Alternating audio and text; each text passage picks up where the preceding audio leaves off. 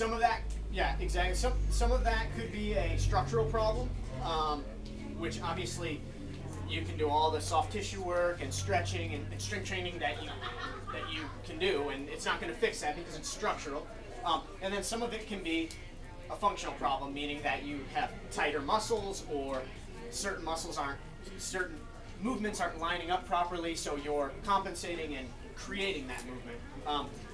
The best thing I would tell you is, find someone who can give you a movement screen, take a look at how you move, take a look at your posture, and kind of put it all together and say, all right, these are your limitations. This is what we're going to focus on working on. I mean, that's the first thing I do with my clients is take them and put them through a movement screen, and I say, I come back and I say, okay, these are the things. I'm not concerned about what you can do, because I know what you can do. You can go out and you can run and you can do a marathon, and that's great. I want to know what you can't do, because what you can't do is what's going to get you in trouble down the road. So I put them through the screen, and I come back and I say, okay, this is what you cannot do. This is what we need to fix, and that's what we work towards. So to answer your question, yes, it can help biomechanical problems. You just need to be with the right person who can determine, yes, this is something that we can actually fix and make a difference. The only problem is, of course, it doesn't hurt your running except you're not pushing off properly, it slows you down. Yeah. So let's see. Use a variety of rep ranges depending on our training cycle. So our strength work is 3 to 5 sets, 1 to 6 reps. Our power work is 3 to 5 sets, 8 to 10 repetitions for plyometric exercises. There's power exercises on there. I put down some very easy plyometric exercises. Don't let anybody tell you that you can't do it. People will say, oh, don't do it because of your age. Those exercises are very basic. You can start simple. You don't have to start advanced. You don't have to be jumping off the table and working on landing on the ground, but you can start very simple. I had a client in New York maybe 4 or 5 years ago, and he was this little Dutch guy, and he had started running marathons by the time when he was 52. And every single marathon he did was under 3 hours and 15 minutes. And when I was training him, he was 70 years old.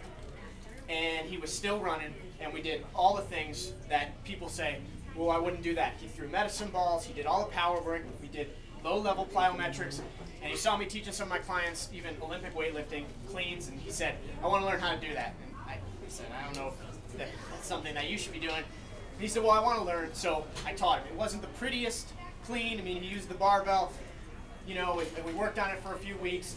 He got it done. It wasn't pretty, but it wasn't to where I was saying, oh God, this guy's gonna hurt himself, I don't think we need to do this. So don't let anybody tell you that you can't do this stuff. You can. You just have to go out and do it. Okay, just get it done. So, setting up our training day. We're looking at our training day there, it's right in front of you, and I always have us starting with foam rolling. I like taking out the tissue tension first, okay? Address the tissue quality. A lot of times people come in and they'll say, wow, I feel really tight. Can I just stretch a little bit? If we think about tightness, or we think about myofascial pain or myofascial tension, if I had a rope and I tied a knot in the middle of it, and I held one end and you held the other, and that knot signifies what we feel as, oh man, this is tight, I need to stretch this out. If you held an end and I held an end and we tugged on that, we're pulling on it, because that's what stretching is, you're pulling on two ends, that knot's never going to come out. It's just not, right? We have to go out and take the knot out, and then we can pull back to normal length, and that's the same thing. Foam roller helps us take the knots out. So we go in, roll out a little bit, roll out the lower extremity, take the knots out, and then we get ready to warm up. Down. Do you use no biting or anything before the foam roll? Oh yeah, I would do it right before. Yeah, because a lot of times you go and you bike, or you warm up with a jog or something like that, and all you're doing is reinforcing the pattern of stiffness. Yeah. So go in. It doesn't have to be long. I usually give people about 3 to 5 minutes on the roller. Pick a couple muscles, or do your lower extremity, and just kind of roll it out. You take maybe 10 or 15 seconds on your calf here and your calf there. It's about 3 to 5 minutes, and then you can go and you do your you do your warm up. I have a total body warm up written there. You can see it goes from basic to advanced. So we start on the floor with things like bird dogs and bridges and things like that.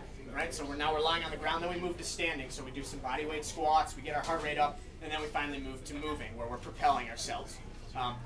You know, I have people do that warm-up, similar warm-up like that, before things like a track meet, before, you know, going out and playing sports. You know, I'd rather have them do that a little bit and then go and run, then go and get your warm-up in on the track. You know, the whole warm-up with the foam rolling and everything that I've written there, it's going to take you about 8 to 10 minutes. So it's not like you're dwelling on it for a whole lot of time. You just need to get in there, get the tissue warm, get the body ready to do some quality work. Okay? Then I go to our core training there, and you won't see crunches in my programs. It's all about stability. Lots of isometric exercises like planks. I have side plank, I think, written there. Chop and lift movements. If you want to see pictures of these, there's a little sheet that kind of went with the sheet that I gave you guys. It's like a speaker evaluation. If you fill it out, you can put your name down and your email address. I'll shoot you the photos of what these exercises look like, descriptions on how to do them. If you have any questions, you can email me and ask, certainly. Then we go to our power training, right? That's where we're training our stretch reflex, right? That's where we said stretch reflex starts to get slower as the race progresses. We get a little more tired. We don't have the strength, and so now we start to lose power. So we're training our power. We start simple. I have 2 little line drills there. They're very quick. They're very short in duration. The volume is very low. And we focus on being springy. So we just focus on being quick, right over the line, 10 seconds, rest, do it again. You're done. Couple sets, and that's it. And then our resistance training. Low volume, you'll see. If you wanted to even make it simpler than that, I know I have pairings there, so I have an upper body exercise paired with a lower body exercise, then you rest, then you repeat.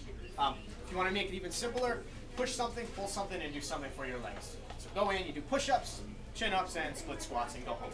Keep the volume low. You keep it simple. The more simple that you can keep it, 1, the easier it's going to be. 2, the more time you're going to have for doing your other stuff when you're running or taking care of your tissue, you know, all that stuff. So keep it simple. Give yourself a little bit of stress so that you can adapt from it. And that's the main thing, is we have to have just a little bit of stress so that we can create an adaptation.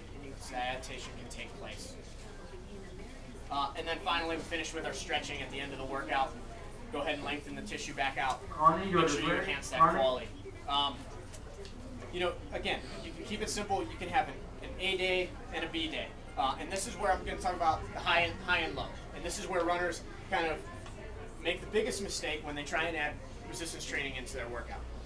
So when I talk about high and low, what I'm talking about is our high intensity exercises or our high intensity movements all on one day and our low intensity movements on the other.